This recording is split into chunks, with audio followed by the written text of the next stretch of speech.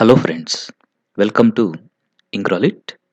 ఈ క్లాస్లో మనం how to avoid foolish opinions అనేటువంటి లెసన్ని డిస్కస్ చేయబోతున్నాం.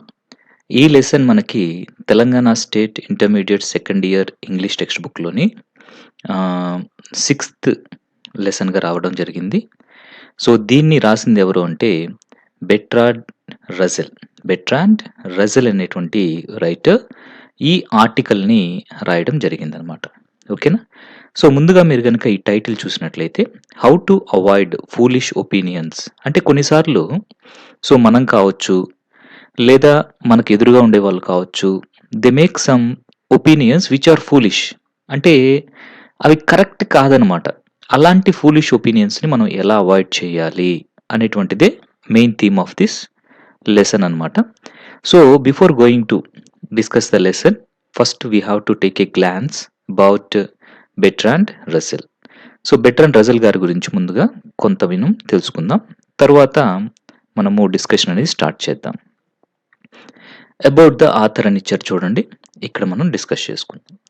సో బెట్రాండ్ రసెల్ యొక్క పూర్తి పేరు ఏంటి అంటే Bertrand Arthur William Russell. This is the full name of Bertrand Russell. He was born in 1872 and he died in 1970. And Bertrand Russell was born in the United Kingdom. That means UK. సింపుల్గా మనం UK అనేసి అంటుంటాము. So యూకేలో ఈయన జన్మించారు. He was a philosopher, logician, mathematician, historian, writer, social critic, political activist and Nobel laureate. అంటే ఈయన ఒక philosopher, logician, mathematician, historian, writer, social critic, political activist మాత్రమే కాకుండా నోబెల్ ప్రైజ్ కూడా ఈయనకి లిటరేచర్లో రావడం అనేది జరిగింది. Getting Nobel prize is not an easy matter. It is really a difficult task to achieve such kind of great award.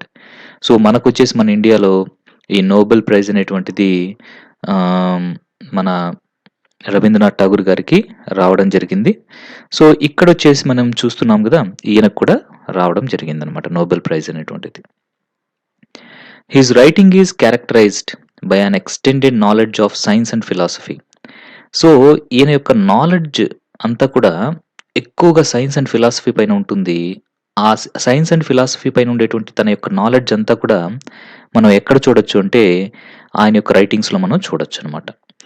He was an advocate for reason and humanism and a dedicated defender of freedom of speech and freedom of thought. అంటే ఈయన ఎక్కువగా దేని గురించి తన యొక్క రచనలో చెప్తూ ఉంటాడంటే రీజన్ అండ్ హ్యూమనిజం గురించి చెప్తూ ఉంటాడు.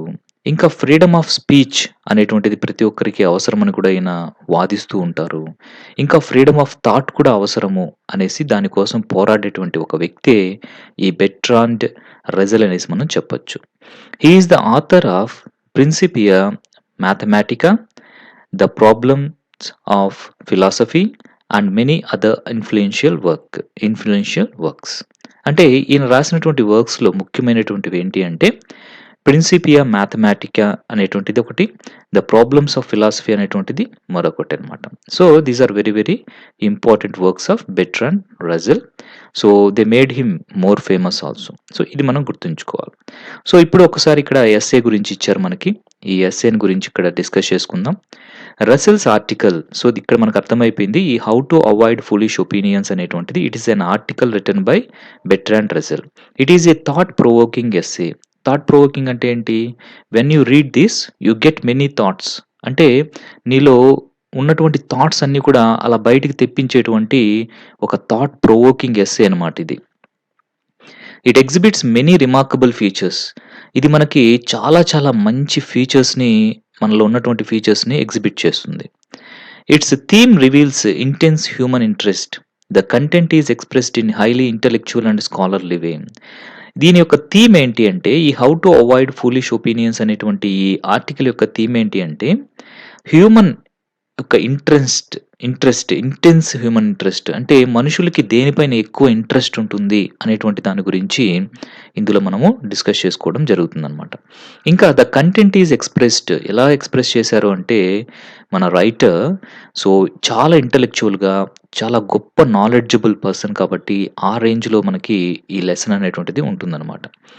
Russell's clarity of thought and fluency of expression lend beauty to his style. So, ఆయన యొక్క క్లారిటీ ఆఫ్ థాట్ ఆయన థాట్స్‌లో క్లారిటీ ఉంటుంది. ఆయన ఎక్స్‌ప్రెషన్‌లో ఫ్లూయెన్సీ ఉంటుంది. ఇవి తన యొక్క రచనకి అందాన్ని తీసుకొనొచ్చాయన్నమాట. Despite the seriousness of the topic dealt with one can find elements of cheerfulness and gentle humour in the essay. అంటే ఈయన డీల్ చేసేటువంటి టాపిక్ ఏదైతే ఉందో ఇక్కడ that is very serious topic. But మనకి అది అంత సీరియస్‌గా అనిపించదనమాట. Because he had given a touch of humour.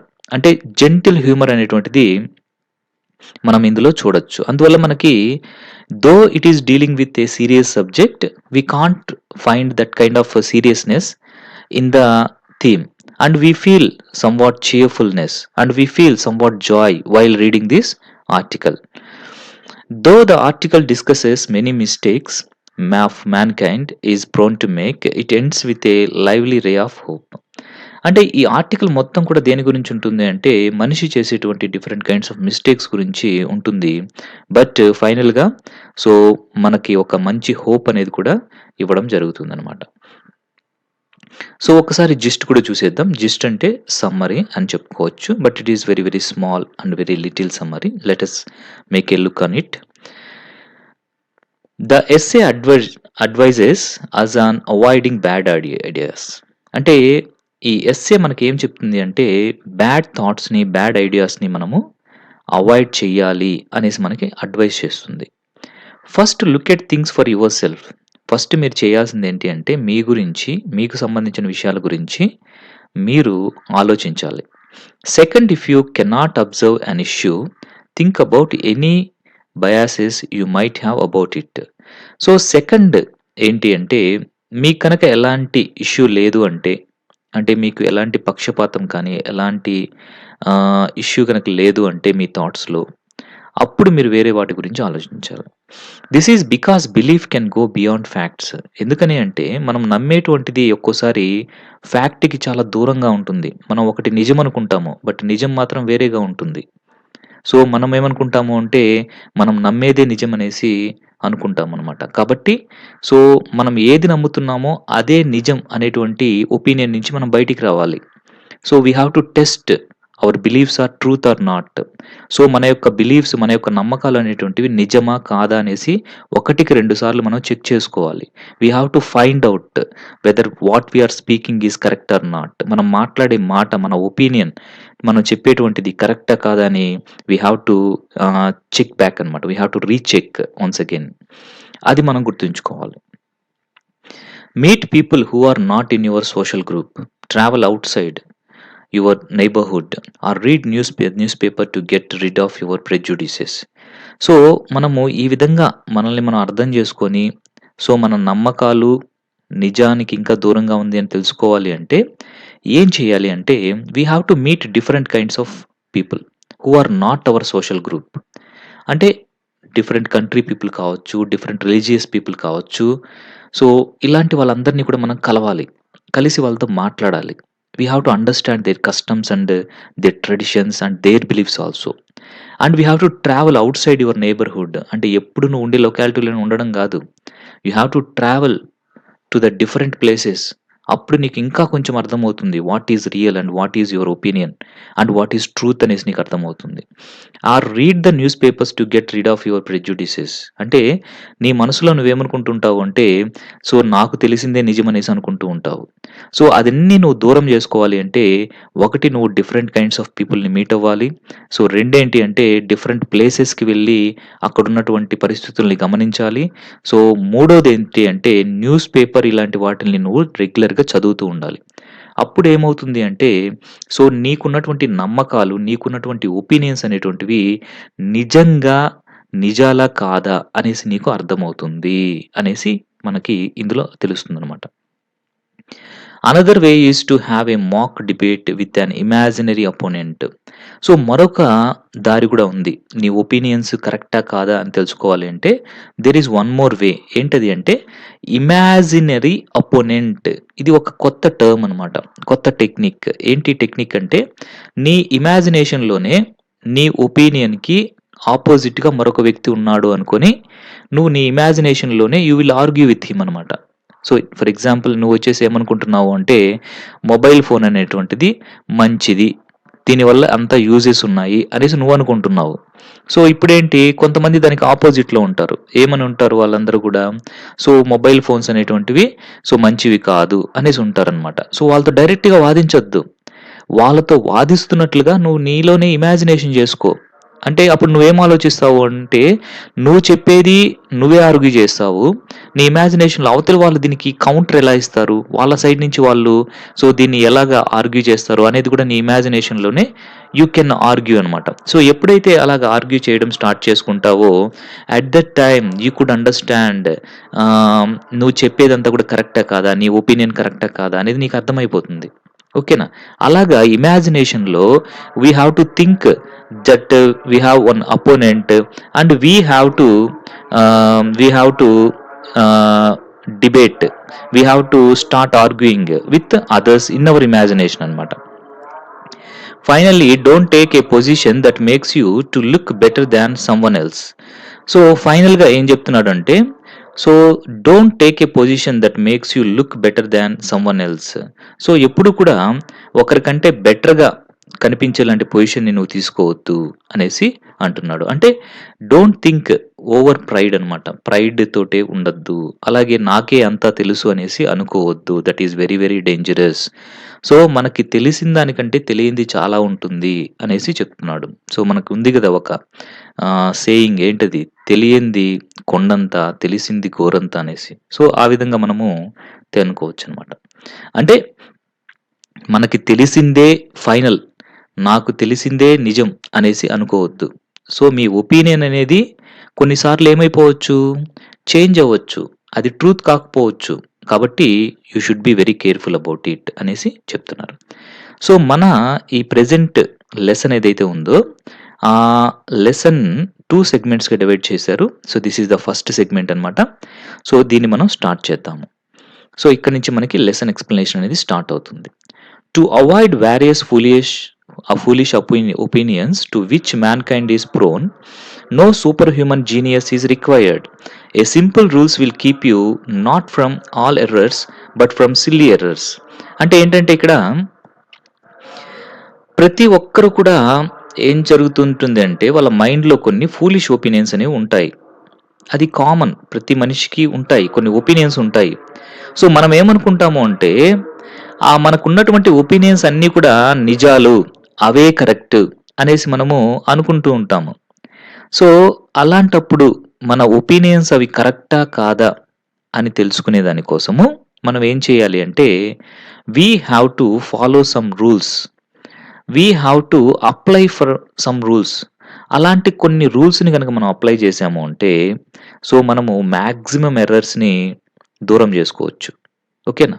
అంటే మొత్తం కంప్లీట్‌గా ఎర్రర్స్‌కి మనం దూరం చేసుకోకపోవచ్చేమో గానీ, బట్ కొన్ని సిల్లీ ఎర్రర్స్‌ని మాత్రం ఖచ్చితంగా మనము దూరం జేసుకోవచ్చు. అంటే ఇప్పుడు ప్రతి మనిషిలో ఉండేటువంటి ఫూలిష్ ఒపీనియన్స్‌ని ఓకేనా? దానికి ఎవరు రెస్పాన్సిబుల్? ప్రోన్ అంటే లయబుల్ అనేసి. అంటే ఆ ఫూలిష్ ఒపీనియన్స్‌కి మనమే రెస్పాన్సిబుల్ అనమాట. వాటి నుంచి దూరం కావాలి మనకి అంటే వాటిల్ని మనం కంట్రోల్ జేసుకోవాలి. మన ఒపీనియన్స్‌ని మనము కరెక్టా? కాదా? అని తెలుసుకోవాలి అంటే మనకేమి సూపర్ హ్యూమన్ తెలివితేటలు అక్కర్లేదనమాట. ఓకేనా? నార్మల్ పర్సన్‌కుండే తెలివితేటలుంటే సరిపోతుంది. సో, ఆ నార్మల్ పర్సన్ యొక్క తెలివితేటలను ఉపయోగించి కొన్ని రూల్స్, కొన్ని టెక్నిక్స్ కనుక మనం అప్లై చేసినట్లయితే మన యొక్క ఒపీనియన్స్ అనేటువంటివి కరెక్టా? కాదా? అనేసి మనమే తెలుసుకోవచ్చు. ఓకేనా? So, next if the matter is one that can be settled by observation, make the observation yourself. So, ఒక మ్యాటర్ ఉంది. ఒక విషయం ఉందనుకుందాం ఫర్ ఎగ్జాంపుల్. దాన్ని అబ్జర్వ్ చేస్తే సరిపోతుంది. నీ ఒపీనియన్ కరెక్టా? కాదా? అని నీకు అర్థమైపోతుంది. అలాంటప్పుడు నువ్వేం చేయాలి? You should observe that matter. అంతే గదా! ఇప్పుడు ఫర్ ఎగ్జాంపుల్ చిన్న ఎగ్జాంపుల్ చెప్తాను మీకు. ఓకేనా? సో, ఫ్యాన్ తిరుగుతుంది. ఆ ఫ్యాన్ రైట్ నుంచి లెఫ్ట్‌కి తిరుగుతుందా? లెఫ్ట్ నుంచి రైట్‌కి తిరుగుతుందా?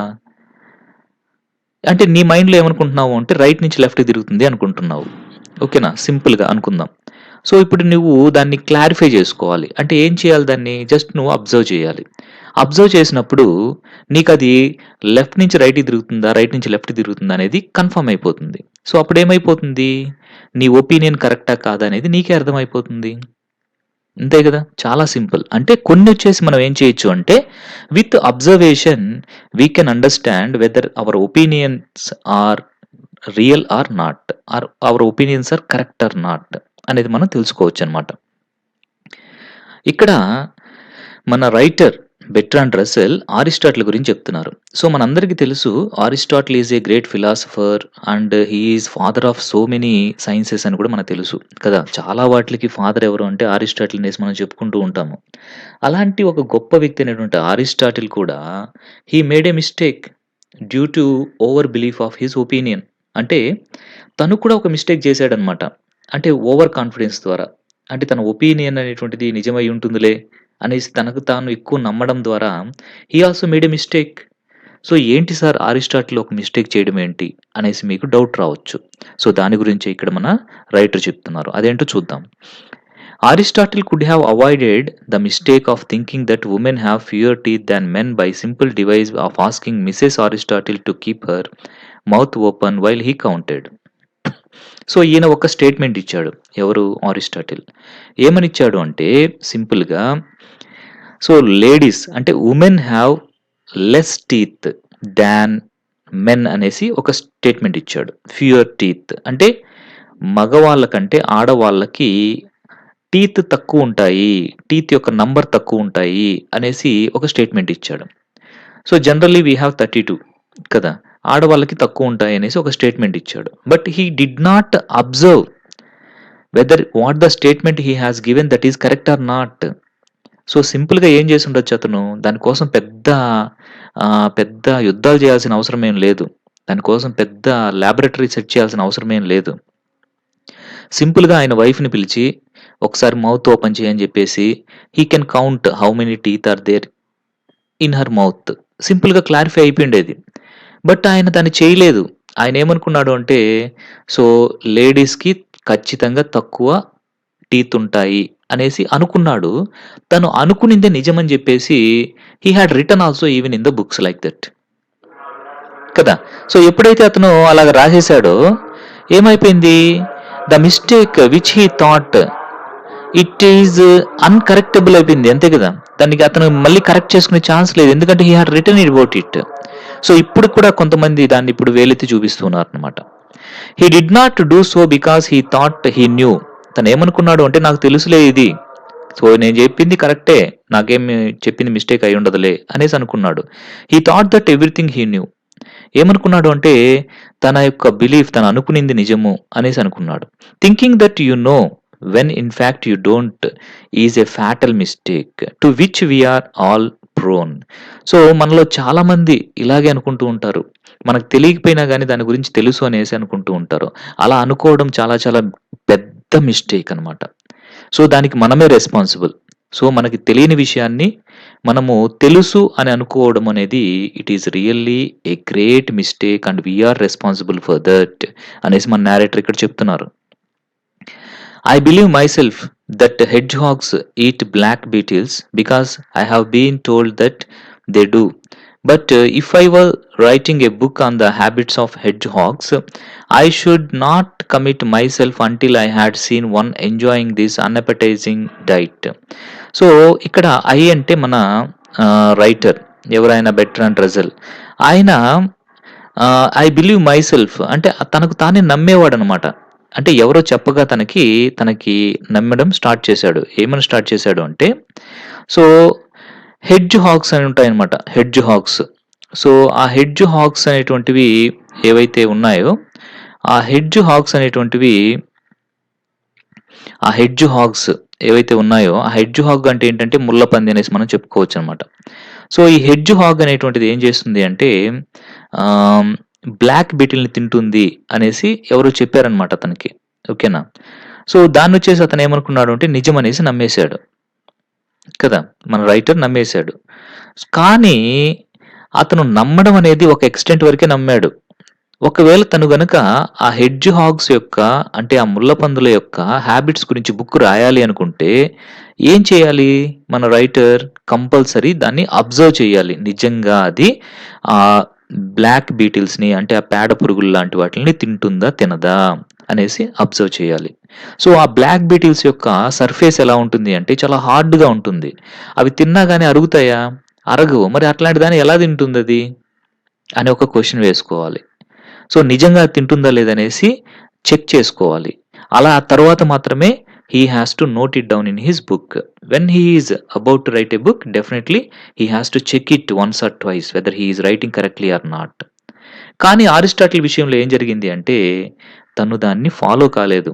తను రాసేది కరెక్టా కాదా అనేసి చెక్ చేసుకోలేదు. Aristotle however was less cautious. So, Aristotle వచ్చేసి తను రాసేది కరెక్టా కాదా అనేసి అస్సలు పట్టించుకోకుండా తను అనుకునిందే నిజమనేసి he had written one statement that is women have fewer teeth than men అనేసి ఒక స్టేట్మెంట్ ఇచ్చేసాడు. Ancient and medieval authors knew all about unicorns and salamanders. So, ancient people అంటే ఏన్షియంట్ రైటర్స్ ఇంకా మిడివల్ ఆథర్స్ అంటే మనకి language history మనం చూసినప్పుడు మనకి ప్రాచీన కాలము, సో మధ్యయుగము అనేసి ఇలా వస్తాయన్నమాట. అలాంటి వాటిల్లో ఆ ఏన్షియంట్ రైటర్స్ కావచ్చు, ఆ మిడివల్ ఆథర్స్ కావచ్చు వీళ్ళందరూ కూడా యూనికార్న్స్ అండ్ సాలమాండర్స్ గురించి విన్నారు. విన్నారంతే వాళ్ళు యాక్చువల్‌గా చూడలేదు. Not one of them thought it necessary avoid dogmatic statements about them because he had never seen one of them. So, ముందుగా మీకు ఒకసారి యూనికాన్ అంటే ఏంటో చూపిస్తాను నేను. యూనికాన్ అనేది ఎలా ఉంటుంది. So, this is the unicorn అనమాట. చూసారా? యూనికాన్ అంటే ఇలా ఉంటుందనమాట యూనికాన్. దీనికొచ్చేసి ఇలాగ రెక్కలుంటాయి. ఇలా కొమ్ముంటుంది. సో, ఇలా ఉండేదాన్ని ఏమంటాము అంటే యూనికాన్ అనేసి అంటాము. గుర్రమే ఇది.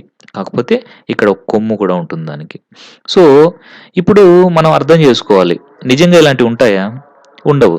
కానీ ఈ ancient writers, medieval writers unicorns ఉన్నాయి అన్నట్లుగా they had written in their books. అప్పుడు అది రాంగే కదా!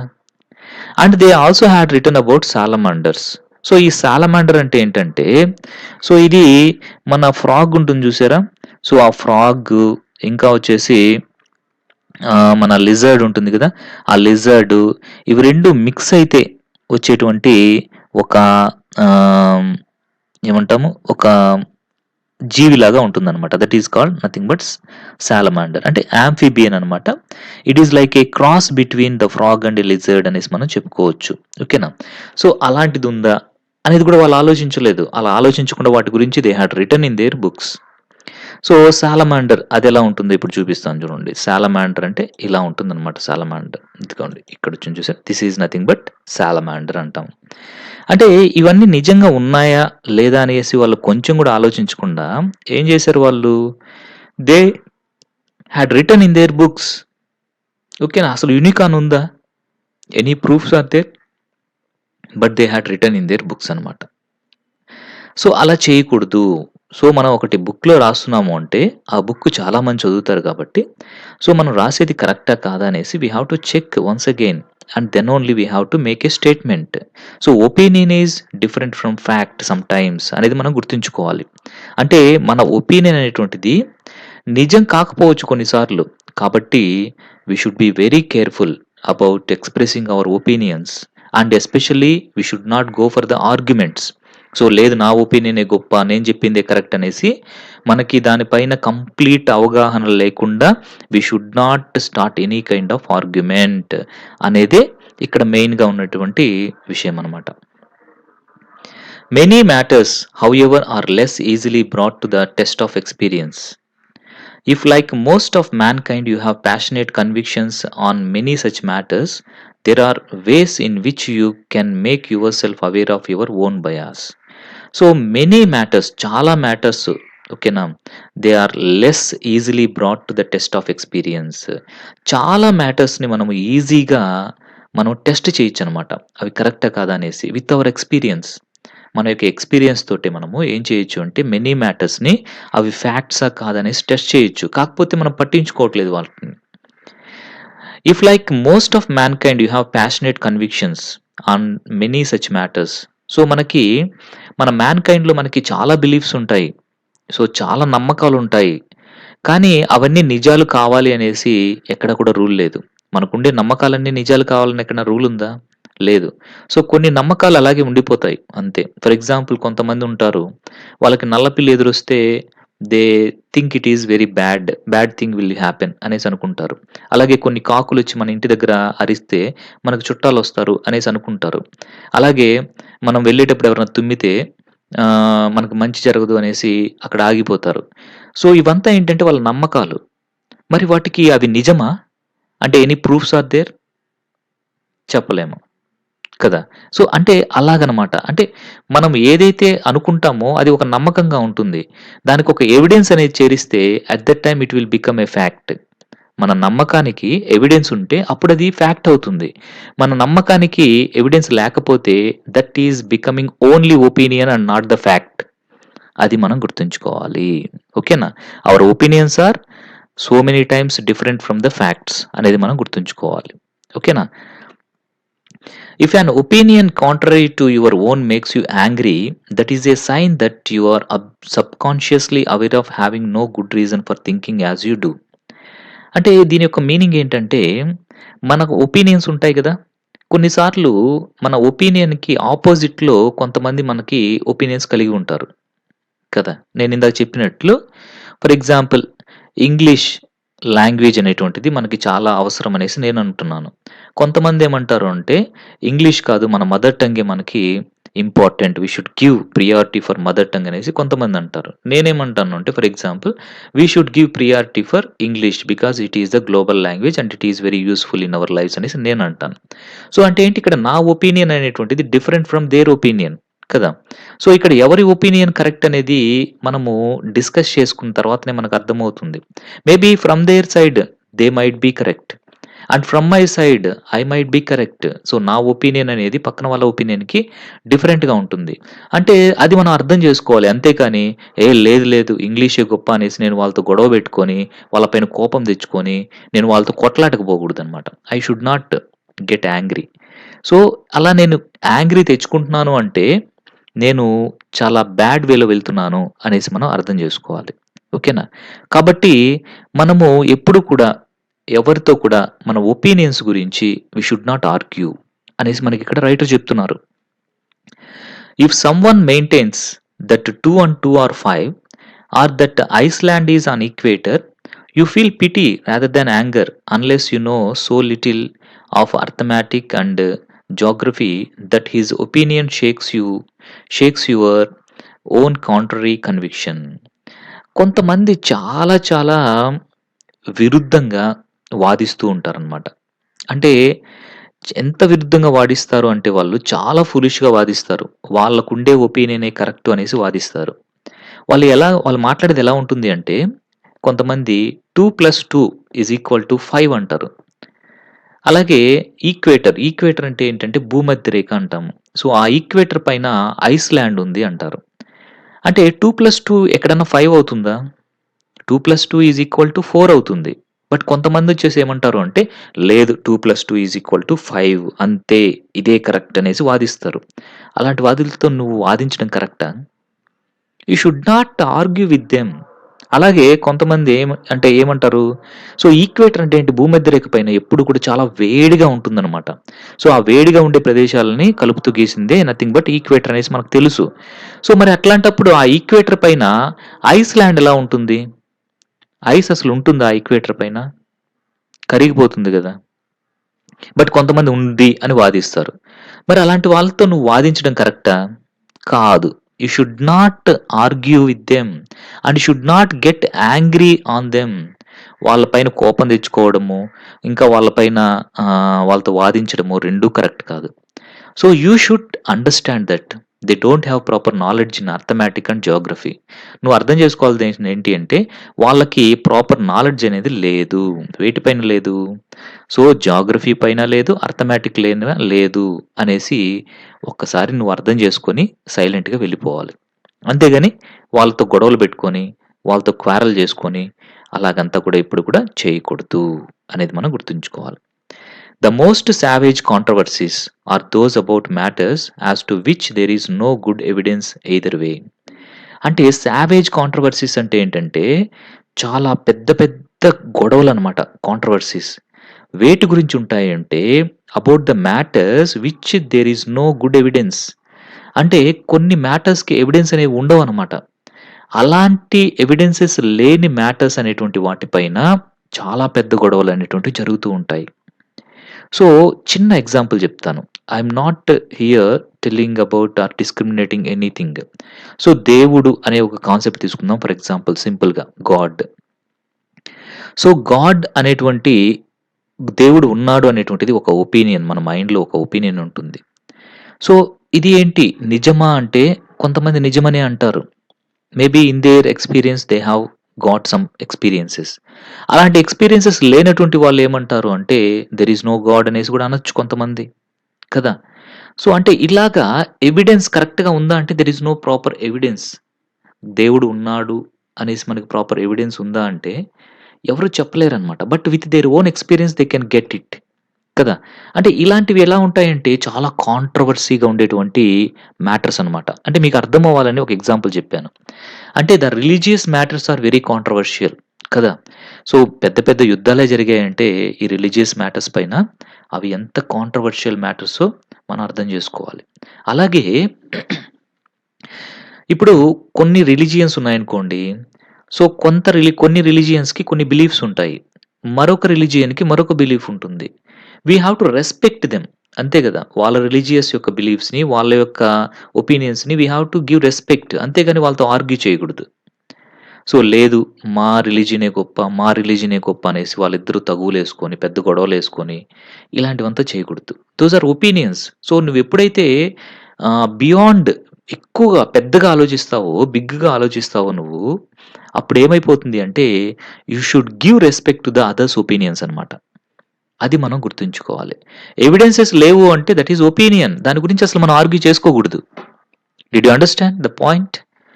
సో, అక్కడ ఎవిడెన్స్ ఉంది అంటే మనము ఆర్గ్యూ చేసేదానికి ఏం లేదు. ఎవిడెన్స్ ఉంది. It was proved enough.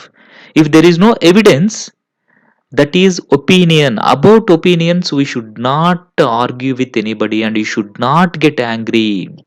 So, opinion పైన మనం ఎప్పుడు కూడా ఆర్గ్యుమెంట్ చేసుకోకూడదు. అలాగే దాని గురించి మనం ఎప్పుడు కొట్లాడకూడదు. ఓకేనా? ఎస్పెషల్లీ కాంట్రోవర్షియల్ ఇష్యూస్ అయినటువంటి రిలీజియన్ ఇలాంటి వాటి గురించి ఎప్పుడు కూడా మనం కొట్లాటలకి దిగకూడదు. ఓకేనా? పీస్‌ఫుల్‌గా, హ్యాపీగా సో, బ్రదర్‌హుడ్ తోటే హ్యాపీగా ఉండాలి మనం. Persecution is used in theology, not in arithmetic, because in arithmetic there is knowledge, but in theology there is only opinion. చూడండి ఇక్కడ మనం చెప్పుకుంది అన్నమాట ఇక్కడ. థియాలజీ అంటే ఏంటంటే మనకి the study of dealing with religious matters అన్నమాట. అంటే వేద శాస్త్రాలు ఇట్లాంటివి మనం చెప్పుకోవచ్చు థియాలజీ అనేసి. అంటే దీంట్లో ఏముంటాయంటే ప్రూఫ్స్ ఏముండవు ఈ థియాలజీలో. ఇక్కడ అన్నీ కూడా ఒపీనియన్స్ ఉంటాయి. అదే అర్థమెటిక్ ఇలాంటి దాంట్లో ఏముంటుంది అంటే we can find some kind of proof అనేది ఇక్కడ ఉంటుంది మనకి. ఓకేనా? అంటే ఇప్పుడు మీకు అర్థమైందనమాట. ప్రూఫ్ ఉండేటువంటిది ఈ అర్థమెటిక్ అనుకుంటే, సో థియాలజీ అనే దానికి ఎలాంటి ప్రూఫ్ ఉండదు. కాబట్టి థియాలజీలో ఉండేటువంటి థింగ్స్ అన్నీ కూడా కేవలం ఒపీనియన్స్ అవుతాయి. సో, అర్థమెటిక్ అనేటువంటిది ఏమైపోతుంది అంటే నాలెడ్జ్ అయిపోతుంది. థియాలజీ అనేది ఒపీనియన్ అయిపోతుంది. ఇది మనం గుర్తుంచుకోవాలి. ఓకేనా? So, whenever you find yourself getting angry about a different opinion, be on your guard. You will probably find on examination that your belief is going beyond what the evidence warrants. అంటే ఇక్కడ ఏంటి అంటే so ఎప్పుడైనా గనక నువ్వు కోపం తెచ్చుకున్నావు అనుకో, సో ఒక డిఫరెంట్ ఒపీనియన్ పైన కోపం తెచ్చుకున్నావు అంటే సో అప్పుడు నువ్వు నీ యొక్క టెంపర్‌ని కోల్పోతున్నట్టే. దాన్ని కోల్పోకూడదనమాట. ఓకేనా? సో, ఎందుకని అంటే యూ కెన్ అండర్‌స్టాండ్ మనము ఒపీనియన్స్ గురించి ఎప్పుడు కూడా మనము ఎలాంటి ఆర్గ్యుమెంట్స్ కానీ, యాంగ్రీ గాని తెచ్చుకోకూడదు అనేది మనం గుర్తుంచుకోవాలి. ఓకేనా? రైట్. సో, ఎందుకని అంటే మనము అనుకునింది ఒకటుండొచ్చు. బట్ అక్కడ జరిగింది మరొకటుండొచ్చు. కాబట్టి ఎప్పుడూ కూడా మనము చాలా చాలా కేర్‌ఫుల్‌గా మన యొక్క ఒపీనియన్స్‌కి మనము ఆహ్, గొడవలు పెట్టుకునేలాగా చేసుకోకూడదనమాట. ఓకేనా? Right. A good way of ridding yourself of certain kinds of dogmatism is to become aware of opinions held in social circles different from your own. So, ఈ డాగ్మాటిజం అంటే ఏంటంటే ఫూలిష్ ఒపీనియన్స్ అనమాట. ఈ ఫూలిష్ ఒపీనియన్స్ నుంచి నువ్వు బయటకొచ్చేయాలి అంటే, especially ఈ social సర్కిల్స్‌లోంచి బయటకొచ్చేయాలి అంటే, నీ ఒపీనియన్ ఏదైతే ఉందో దాన్ని నీలోనే ఉంచుకోవాలి. అంతేగాని దాన్ని బయటికి చెప్పి, సో ఎవరితో కూడా ఆర్గ్యుమెంట్ చేయాల్సిన అవసరం లేదు. When I was young, I lived much outside my own country in France, Germany, Italy and the United States. So, ఇక్కడ ఐ అంటే మన బెర్ట్రాండ్ రస్సెల్. ఆయన తను చిన్నప్పుడు యంగ్‌గా ఉన్నప్పుడు తన కంట్రీలో కంటే కూడా అదర్ కంట్రీస్‌లో నివసించడం జరిగింది. France, Germany, Italy and United స్టేట్స్‌లో. I found this very profitable in diminishing the intensity of insular prejudices. అంటే ఇదంతా కూడా ఆయనకి చాలా ఉపయోగపడిందనమాట. సో, ఎందుకు ఉపయోగపడింది అంటే, సో డిఫరెంట్ కైండ్స్ ఆఫ్ పీపుల్‌ని మనం కలిసినప్పుడు డిఫరెంట్ ప్లేసెస్‌లో we could understand what are their opinions, what are their beliefs అనేది మనం అర్థం చేసుకోవచ్చు. అలా అర్థం చేసుకున్నప్పుడు మనకేమర్థమవుతుంది అంటే, even sometimes our beliefs are wrong అనేసి కూడా మనం అర్థం చేసుకోవచ్చనమాట. అంటే మన ఒపీనియన్స్‌ని మనం చేంజ్ చేసుకోవచ్చప్పుడు. If you cannot travel, seek out people with whom you disagree and read a newspaper belonging to a party that is not yours. So, for example నువ్వు గనక డిఫరెంట్ ప్లేసెస్‌ని వెళ్ళలేకపోతే కనీసం డిఫరెంట్ కైండ్స్ ఆఫ్ పీపుల్ ఎవరైతే నిన్ను disagree చేస్తున్నారో వాళ్ళ గురించి తెలుసుకో. వాళ్ళని అబ్జర్వ్ చెయ్యి. అలాగే న్యూస్ పేపర్ చదువు. ఏదైతే పార్టీ ఉంటుందో ఫర్ ఎగ్జాంపుల్ ఒక పార్టీ నీకు ఇష్టం లేని పార్టీ. నీ యొక్క ఒపీనియన్స్‌కి, ఆ పార్టీ ఒపీనియన్స్‌కి డిఫరెన్సెస్ ఉన్నాయి. సో, ఆ పార్టీకి సంబంధించినటువంటి న్యూస్ పేపర్స్‌ని చదువు. So, then you can understand the reality. So, నీ ఒపీనియన్స్‌కి, వాళ్ళ ఒపీనియన్స్‌కి ఎందుకు మ్యాచ్ కావట్లేదు? నీ ఒపీనియన్ కరెక్టా? లేకపోతే వాళ్ళ ఒపీనియన్ కరెక్టా? అనే దాని గురించి కొంచెం ఆలోచించు. Then you can understand. If the people and the news paper seem mad, perverse and wicked, remind yourself that you seem so to them. In this opinion, both parties may be right, but they cannot both be wrong. This reflection should generate a certain caution. So, అలా కాకుండా నువ్వొచ్చేసి లేదు నాదే correct, వాళ్ళ news పేపర్స్‌లో వాళ్ళు print చేసేది wrong. So, అనేసి అనుకుంటే there is no use of that. ఓకేనా? కాబట్టి you should understand by observing the others who disagree your opinions. నీ ఒపీనియన్స్‌ని ఎవరు డిసగ్రీ చేస్తున్నారో వాళ్ళ గురించి అర్థం చేసుకో. You try to observe them. So, you try to read about them. So, then you could understand whether your belief is correct or theirs. అలాగే ఇప్పుడు 2 పార్టీస్ ఉన్నాయనుకోండి. నువ్వొచ్చేసి ఒక పార్టీ బిలీఫ్స్‌ని నమ్ముతున్నావు. సో, అదర్ పార్టీ కూడా ఉంది. సో, దాన్నొచ్చేసి నువ్వు నమ్మడం లేదు. సో, ఇలాంటి సమయంలో నువ్వేం చేయాలి? First of all, so what is the belief is against to you అనేటువంటిది నువ్వక్కడ దాని గురించి పూర్తిగా స్టడీ చేయాలి. అబ్జర్వ్ చేయాలి. కొన్నిసార్లు ఏమవుతుంది అంటే బోత్ పార్టీస్ ఏవైతే ఇద్దరు పార్టీస్ ఉన్నాయో, ఆ ఇద్దరు పార్టీ యొక్క ఒపీనియన్స్ అనేటువంటివి కరెక్ట్ కావచ్చు. సో, కానీ ఆ ఇద్దరు కూడా రాంగ్ కూడా కాకపోవచ్చు. చెప్పలేమనమాట. ఇలాగనమాట. సో, ఇది మనకి ఒక మంచి కాషన్‌ని జనరేట్ చేస్తుంది. అంటే ఊరికే గొడవలేసుకోవడం కాదు మన ఒపీనియన్స్ గురించి. దాన్ని ఫస్ట్ అబ్జర్వ్ చేయాలి. Becoming aware of foreign customs, however, does not always have a beneficial effect. In the 17th century, when the Manchus conquered China, it was the custom among Chinese for the women to have small feet, and among the Manchus for the men to wear pigtails. So, foreign customs ఏవైతే ఉంటాయో ఓకేనా? అవి మనకి బెనిఫిషియల్‌గా ఉండకపోవచ్చు. ఓకేనా? Foreign customs కొన్నిసార్లు మనకి బెనిఫిషియల్‌గా ఉండకపోవచ్చు. అనేసి అంటున్నారు. 17th సెంచరీలో ఏం జరిగింది అంటే, మంచూస్ అనేటువంటి వాళ్ళు అంటే ఇది ఒక డైనెస్టీ అనమాట. సో, ఈ మంచు అనేటువంటి ఈ పీపుల్ వాళ్ళొచ్చేసి మంచూరియా అనేటువంటిది చైనా దగ్గర ఒక ప్లేస్ ఉందనమాట. ఆ మంచూరియా అనే ప్లేస్‌లో ఉండేటువంటి డైనెస్టీని ఆ పీపుల్‌ని మంచూస్ అనేసి అంటారు. సో, వాళ్ళొచ్చేసి ఏం చేశారు అంటే, సో, 17th సెంచరీలో దే ఆక్యుపైడ్ చైనా అనమాట. చైనాని ఆక్యుపై చేసినప్పుడు చైనా వాళ్ళకి ఒక కష్టం ఉంది. అంటే చైనా వాళ్ళకి ఒక కష్టం ఉంది. ఏంటంటే, సో, వాళ్ళు ఎలాంటి వుమెన్‌ని ప్రిఫర్ చేస్తారు అంటే, the women to have small feet. అంటే ఎవరైతే వుమెన్ చిన్న పాదాలు కలిగి ఉంటారో, వాళ్ళు చాలా వర్చువస్ అనేసి, వాళ్ళు చాలా అందంగా ఉంటారనేసి ఒక నమ్మకం అన్నమాట చైనీస్‌కి. కాబట్టి they prefer to have small feet women అన్నమాట. అలాగే మంచూస్‌కి ఒక కష్టం ఉంది. అదేంటంటే దే వేర్ పిగ్‌టెయిల్స్. పిగ్‌టెయిల్స్ అంటే ఏంటంటే ఇలా 2 జడలు వేసుకుంటారు చూసారా? 2 జడలు వేసుకునేదాన్ని పిగ్‌టెయిల్స్ అంటారన్నమాట. అంటే మగవాళ్ళు ఇలా 2 జడలు వేసుకునేవాళ్ళన్నమాట వాళ్ళు. అది వాళ్ళ యొక్క కష్టం. Instead of each dropping their own foolish custom, they each adapted the foolish custom of each other. So, వాళ్ళొచ్చేసి యాక్చువల్‌గా 2 ఫూలిష్ కస్టమ్సే అక్కడ. అంటే చిన్న పాదాలుండే అమ్మాయిలే మంచివాళ్ళా? పెద్ద పాదాలుండే అమ్మాయిలు మంచివాళ్ళు కాదా? అది ఫూలిష్ ఒపీనియనే గదా! అలాగే మగవాళ్ళు ఏంటి 2 జడలు వేసుకోవడం. అది గూడా ఒక రకంగా ఫూలిష్ ఒపీనియనే. 2 జడలేసుకుంటే ఏముంది? మనం మామూలుగా దూకుంటే ఏముంది? ఎలా ఉంటే ఏముంది? దానివల్ల ఏమన్నా యూజ్ ఉందా? అంటే ఈ 2 కూడా ఫూలిష్ కస్టమ్సే. కానీ వాళ్ళు ఆ రెండిటిని డ్రాప్ చేసుండొచ్చు. ఇవి 2 ఫూలిష్ అసలు వీటిని మనం ఫాలో కావాల్సిన అవసరం లేదు అని డ్రాప్ చేసుండొచ్చు. ఇన్‌స్టెడ్ ఆఫ్ దట్ అక్కడ ఏం జరిగింది అంటే, సో, మంచూస్ వచ్చేసి చైనీస్ వాళ్ళ కస్టమ్స్‌ని ఫాలో చేయడం జరిగింది. అలాగే చైనీస్ వచ్చేసి మంచూస్ వాళ్ళ కస్టమ్స్‌ని ఫాలో చేయడం జరిగిందనమాట. అంటే అలాగా వాళ్ళు అడాప్ట్ చేసుకున్నారు ఒకరిదొకరు. దానివల్ల ఏమైనా యూజ్ ఉందా అంటే ఏమీ యూజ్ లేదు. And the Chinese continued to wear piglets until they shook off their dominion of Manchus in the revolution of 1911.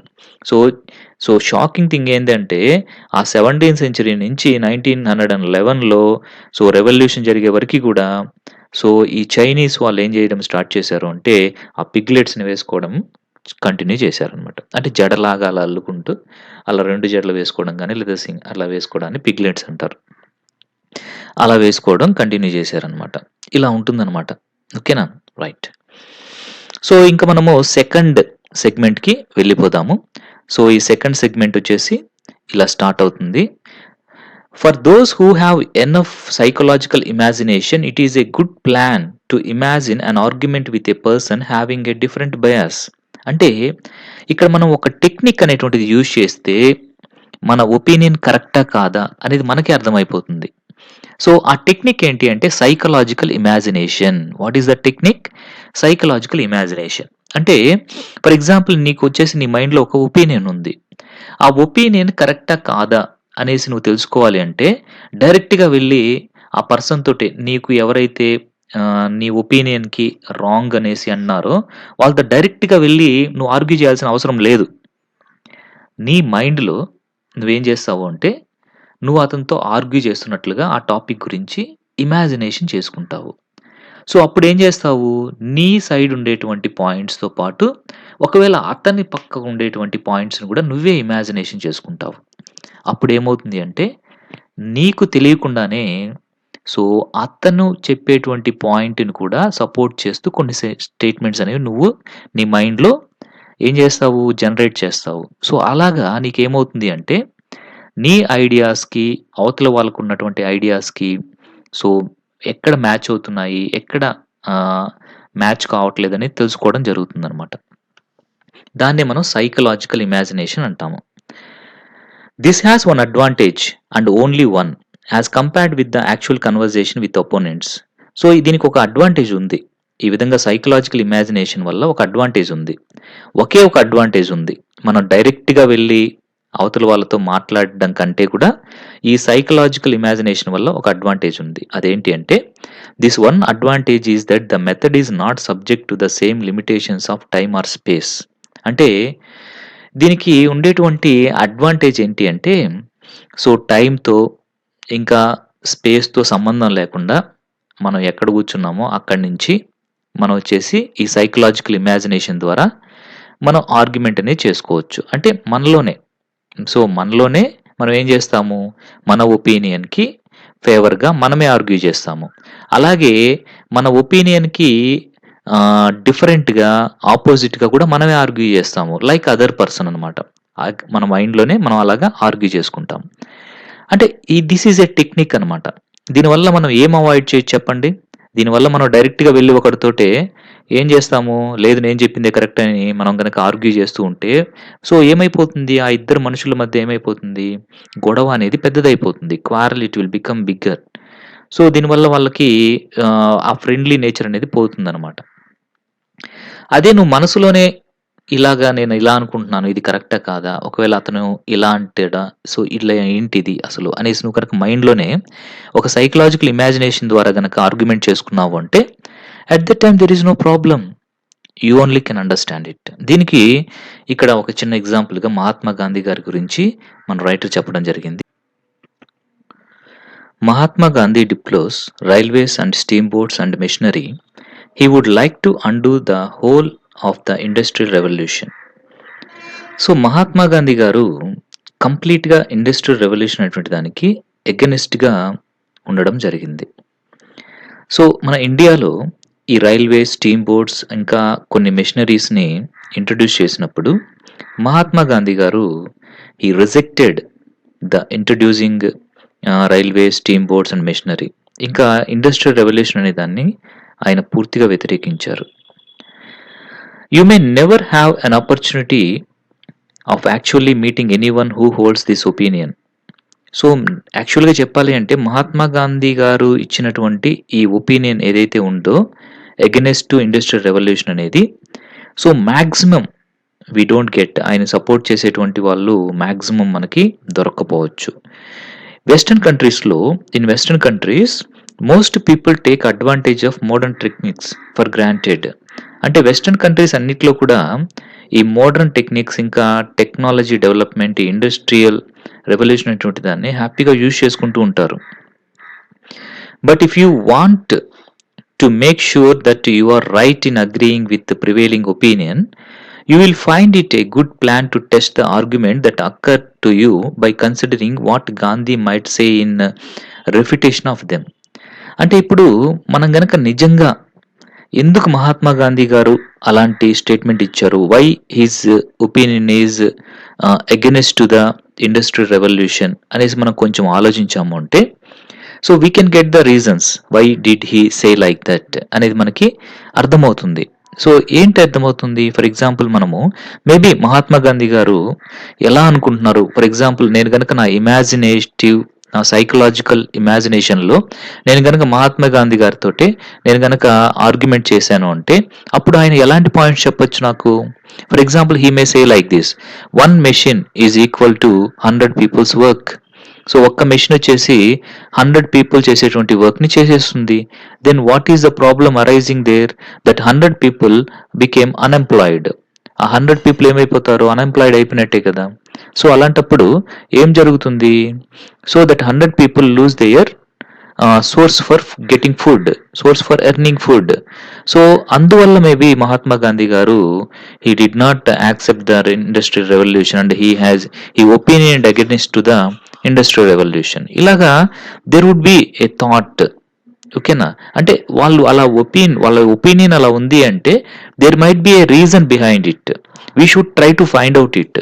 దాన్ని మనం ఫైండ్ అవుట్ చేయాలి, కానీ సో మనం వెంటనే వెళ్ళేసి గొడవ పెట్టేసుకుని ఆర్గ్యుమెంట్ అనేది చేయకూడదు. I have sometimes been led actually to change my mind as a result of this kind of imaginary dialogue, and short of this, I have frequently found myself growing less dogmatic and cocksure through realistic the possible reasonableness of a hypothetical opponent. So hypothetical opponent అంటే imaginary opponent అనమాట. So ఇలా గనక మనము ఇమాజినేషన్లో కనుక మన ఒపీనియన్స్కి ఆపోజిట్గా ఉండేటువంటి వ్యక్తుల యొక్క ఒపీనియన్స్కి మనం గనక ఆర్గ్యుమెంట్ చేసుకుంటూ ఉంటే మన మైండ్లోనే, మన యొక్క ఇమాజినేషన్‌లోనే మనం గనక అలా గనక చేసుకుంటూ ఉంటే ఏం జరుగుతుంది? డెఫినెట్‌గా మనం యొక్క ఒపీనియన్ అనేటువంటి దాన్ని మనం చేంజ్ చేసుకుంటూ రావచ్చు. ఇంకా మనం ఎలా తయారవుతాము అంటే వి బికమ్ లెస్ డాగ్మాటిక్ అనమాట. అంటే మన ఒపీనియనే కరెక్ట్ అనేటువంటి ఆ ఫూలిష్ ఆహ్, ఏదైతే ఉంటుందో దాంట్లోంచి మనము బయటికి వచ్చేస్తాము. అలాగే మన రైటర్ కూడా చాలా సార్లు ఆ విధంగా తనలో తానే ఏదైతే ఈ హైపోథెటికల్ అపోనెంట్ అంటే ఇమాజినేషన్ అపోనెంట్ తోటే తను ఆర్గ్యుమెంట్ చేసుకోవడం వల్ల తన ఇమాజినేషన్‌లో తను చాలా చాలా సార్లు తన యొక్క ఒపీనియన్స్ రాంగ్ అనేసి తెలుసుకోవడం జరిగింది. అలాగే తన ఒపీనియన్స్‌ని కొన్నిసార్లు చేంజ్ చేసుకోవడం కూడా జరిగిందనమాట. అంటే he became less dogmatic and cocksure. లేదు నేను చెప్పిందే కరెక్ట్ అని వాదించేటువంటి తత్వాన్ని మానుకోవడం కూడా ఆయన జరిగిందనమాట. Be very wary of opinions that flatter your self esteem. So మనం చాలా జాగ్రత్తగా ఉండాలి. ఎవరైతే మన యొక్క సెల్ఫ్ ఎస్టీమ్‌ని పొగుడుతూ ఉంటారో ఫ్లాటరింగ్ అంటే ప్రైజింగ్ అనమాట. సో వాళ్ళ దగ్గర మనం చాలా జాగ్రత్తగా ఉండాలి. Both men and women 9 times out of 10 are firmly convinced of the superior excellence of their own sex. అంటే మెన్, వుమెన్ వాళ్ళొచ్చేసి తరచుగా గొడవ పడుతూ ఉంటారనమాట. సో ఎందుకు గొడవ పడుతూ ఉంటారంటే సో మగవాళ్ళం మేమే గొప్ప అనేసి మగవాళ్ళు అంటుంటే ఆడవాళ్ళు లేదు మేమే గొప్ప అనేసి వాళ్ళు వాదించుకుంటూ ఉంటారు. ఓకేనా? సో ఎవరికి వాళ్ళే ఎలా ఫీల్ అవుతూ ఉంటారంటే they feel superior than the other gender. So other gender కంటే మా జెండరే గొప్పది అనేసి వాళ్ళు ఫీల్ అవుతూ ఉంటారు. But the opinions that is there opinions. Okay. So మనము ఇలాంటి సమయంలో అలా ఆర్గ్యుమెంట్ చేసుకునే బదులు just if you give some time in our hypothetical manner and in our imagination, if you give a debate or an argument, మన ఇమాజినేషన్లో మనం argument ఇచ్చామనుకోండి అప్పుడు మనకు అర్థమైపోతుంది ఎవరు గొప్ప అనేసి. యాక్చువల్గా ఎవరు గొప్ప కాదు, బోత్ ఆర్ ఈక్వల్ కదా. సో మెన్ ఎలాగ గొప్పవాళ్ళు అనేసి మెన్ అనుకుంటారో అలాగే ఆడవాళ్ళు కూడా వాళ్ళు గొప్ప అనేసి వాళ్ళు కూడా అనుకుంటారు. But actually both are equal అనేది మనకి మన ఇమాజినేషన్లో మనం కనుక ఆర్గ్యుమెంట్ చేసుకున్నప్పుడు సో మనకు అర్థమవుతుంది ఉమెన్ ఆర్ ఆల్సో గ్రేటర్ అని, అలాగే మెన్ ఆల్సో గ్రేటర్ అనేసి మనకు అర్థమవుతుంది అనమాట. There is abundant evidence on both sides. So రెండు సైడ్స్ మెన్ ఉమెన్ సైడ్ రెండు సైడ్స్ మనకి చాలా ఎవిడెన్సెస్ కనిపిస్తాయి గ్రేట్ అని చెప్పుకునేదానికి. If you are a man, for example మీరు కనుక ఒక మ్యాన్ అయితే you can point out the most poets and men of science are male. So ఎలా మనం వాదించవచ్చు? ఫర్ ఎగ్జాంపుల్ మనం కనుక మగవాళ్ళం అయితే మనం మన సైడ్కి ఎలా చెప్పుకోవచ్చు అంటే గొప్ప గొప్ప పొయిట్స్, గొప్ప గొప్ప సైంటిస్ట్ వీళ్ళందరూ కూడా మగవాళ్ళే కదా అనేసి వాదిస్తాము. అదే ఇదే స్టేట్మెంట్కి ఇంకా మగవాళ్ళు మంచి వాళ్ళు కాదు అనేసి చెప్పేదానికి ఉమెన్ ఎలా చెప్తారు? If you are a woman you can retort that so are most criminals. So ప్రపంచంలో ఎక్కువ మంది క్రిమినల్స్ కూడా మగవాళ్లే కదా అనేసి వాళ్ళు వాదిస్తారు. అది కూడా కరెక్టే కదా, అవును కదా, that is also correct only. అంటే మన యొక్క ఒపీనియన్ అనేటువంటిది ప్రతిసారి కరెక్ట్ అవ్వాలి అనేసి రూల్ ఎక్కడా లేదు. The question is inherently insoluble. So ఇది సాల్వ్ చేయలేనటువంటి ఇన్సాల్యుబుల్ క్వశ్చన్ అనమాట. ఎవరు గొప్ప, మ్యాన్ ఆర్ ఉమెన్, సో ఎవరు గొప్ప అనేది మనం చెప్పలేము. But self esteem conceals this from most people. So మన యొక్క సెల్ఫ్ ఎస్టీమ్ అనేటువంటిది దాచిపెట్టుకోవాలి మనం. ఓకేనా? So so we should understand both are equal అనేసి మనం గుర్తుంచుకోవాలి. ఎవరికి వాళ్ళే గొప్ప. We are all whatever part of the world we come from persuaded that our own nations is superior to all others. ఇంకొక విషయాన్ని ఇక్కడ మన నేరేటర్ చెప్తున్నారు, మన రైటర్ చెప్తున్నారు. ఏంటి అంటే సో మన నేషనే వేరే నేషన్స్ కంటే సుపీరియర్ అనేసి చాలా మంది అనుకుంటూ ఉంటారు. We should not feel like that. So అన్ని కంట్రీస్ ఎవరికి వాళ్ళవే గొప్పవి, అంతే కదా. సో ఇండియానే గొప్పది, మిగతా అన్ని కంట్రీస్ దీనికంటే చాలా చాలా తక్కువ అనేసి మనం అనుకోకూడదు. Seeing that each nation has its characteristics and merits and demerits. ప్రతి నేషన్ కూడా ప్రతి కంట్రీ కూడా that it contains it has its own merits and demerits. దానికి ఉండే క్వాలిటీస్ దానికి ఉంటాయి, దానికి ఉండే మంచి అనేది ఉంటుంది, దానికి ఉండే బ్యాడ్ డిమెరిట్స్ ఉంటాయి, ప్రతి కంట్రీకి ఉంటాయి.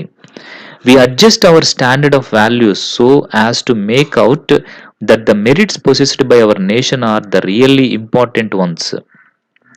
సో ఇక్కడ మనం అర్థం చేసుకోవాల్సింది ఏంటి అంటే, సో మన యొక్క స్టాండర్డ్స్‌ని, మన యొక్క కంట్రీ స్టాండర్డ్స్‌ని డెవలప్ చేసేదానికి మనం ట్రై చేస్తూ ఉండాలి. సో ఇంకా మెరిట్స్ అనేటువంటివి మనకు ఉన్నటువంటి మెరిట్స్‌ని పెంచుకునే దానికి ట్రై చేస్తూ ఉండాలి. While its demerits are comparatively trivial. So demerits గురించి మనము అర్థం చేసుకోవాలి. దోస్ ఆర్ ట్రివియల్ అనేసి అర్థం చేసుకోవాలి. అంటే దోస్ ఆర్ నాట్ గుడ్ అనేసి కూడా అర్థం చేసుకోవాలి. Here again the rational man will admit that the question is one to which right answer. So ప్రతిదానికి రైట్ ఆన్సర్ అనేది దొరకదు. కంపల్సరీ కొన్నిటికి ఆన్సర్ లేని క్వశ్చన్స్ కూడా చాలా ఉంటాయి మనకి అనేది మనం అర్థం చేసుకోవాలి. It more difficult to deal with self esteem of a man as a man because we cannot argue out the matter with some non human mind. So మన యొక్క సెల్ఫ్ ఎస్టీమ్ అనేటువంటిది మనకి చాలా ఇంపార్టెంట్. సెల్ఫ్ రెస్పెక్ట్ అనేది మనకి చాలా important. So ఇది మనకి కొన్నిసార్లు ఏమవుతుంది అంటే దాంతో డీల్ చేయడం అనేది చాలా డిఫికల్ట్ అవుతుందన్నమాట. సెల్ఫ్ రెస్పెక్ట్‌ని మనము కరెక్ట్‌గా యూజ్ చేసుకుంటూ డీల్ చేయాలి. అంతేగాని మన సెల్ఫ్ రెస్పెక్ట్‌ని పణంగా పెట్టి ఆర్గ్యుమెంట్స్‌లోకి మనం దిగకూడదనమాట. ఓకేనా? So you should respect your own self respect. అలాగే అవతల వాళ్ళకు కూడా ఆ సెల్ఫ్ ఎస్టీమ్ అనేది ఉంటుంది. దాన్ని మనము స్పాయిల్ చేయకూడదు అనేది కూడా మనం గుర్తుంచుకోవాలి. But when you start argument directly you will forget this matter. అంటే నీకు ఎంత సెల్ఫ్ రెస్పెక్ట్ ఉంటుందో అవతల వాళ్ళకు కూడా అంతే సెల్ఫ్ రెస్పెక్ట్ ఉంటుంది. దానికి కూడా మనం రెస్పెక్ట్ ఇవ్వాలి అనేటువంటి ఈ చిన్న విషయాన్ని when you start the argument you will forget about it. That's not correct. The only way I know of dealing with this general human conceit is to remind ourselves that man is a brief episode in the life of a small planet in a little corner of the universe. అంటే ఇది మనకి ఎలాగ దీని గురించి చెప్పుకోవాలి అంటే సింపుల్గా మనము మన మనుషులు అనేటువంటి వాళ్ళం ఉన్నాం కదా, ఈ యూనివర్స్లో అసలు మన ఎర్త్ అనేది చాలా చిన్నది. యూనివర్స్తో పోల్చుకుంటే earth is very very smaller object. మరి మనం ఆ ఎర్త్లో మనం ఉన్నాము కదా, ఆ ఎర్త్లో మనం ఒక మనిషివి నువ్వు. So you are just a small human being. మరి నీ పరిస్థితి ఏంటి? నువ్వు ఎంత ఎంత చిన్నగా అయిపోయావో చూసావా ఈ యూనివర్స్తో పోల్చుకున్నప్పుడు? నీ పరిస్థితి ఏమైపోయింది? సో అలాగనమాట. అంతేగాని నీకు నువ్వే పెద్ద గొప్పగా అనుకోవడం కాదు. సో ఇలాగ ఒక యూనివర్స్తో నువ్వు పోల్చుకున్నప్పుడు నీ పరిస్థితి ఏమైపోయింది అంటే యూ బికేమ్ ఏ డాట్ కంటే కూడా ఇంకా తక్కువ అయిపోయావు. For aught we know other parts of the cosmos may contain beings as superior to ourselves as we are to jellyfish. అంటే ఇంకా మనకు తెలియదు కదా, మనకు తెలిసింది ఓన్లీ అవర్ సోలార్ సిస్టమ్, అందులో కూడా మనకు పూర్తిగా తెలియదు. సో ఇలాంటి ఈ యూనివర్స్లో మనకంటే సుపీరియర్గా ఉండే వాళ్ళు ఎంతోమంది ఉండొచ్చు. ఇంకా మనకంటే సుపీరియర్గా ఉండే ప్లానెట్స్ ఉండొచ్చు, సోలార్ సిస్టమ్స్ ఉండొచ్చు. We don't know. సో అలాగ మనం అనుకుంటే just we are the jellyfish, అంతే కదా. మనం చాలా చాలా చిన్న జెల్లీ ఫిష్ లాంటి వాళ్ళం అనమాట. ఒక చిన్న బౌల్లో ఉన్నటువంటి ఆ గ్లాస్ బౌల్లో ఉన్నటువంటి ఒక చిన్న జెల్లీ ఫిష్ లాగా మనల్ని మనం కంపేర్ చేసుకోవచ్చు. అంటే we should not go for the arguments. అది ఇక్కడ మనం గుర్తుంచుకోవాలి. We should understand what is our real position. మన రియల్ పొజిషన్ ఏంటి అనేది మనం ఇక్కడ అర్థం చేసుకోవాలి. ఓకేనా? సో మీకు అందరికీ కూడా ఈ క్లాస్ చక్కగా అర్థమైంది అనేసి అనుకుంటున్నాను. Thank you very much.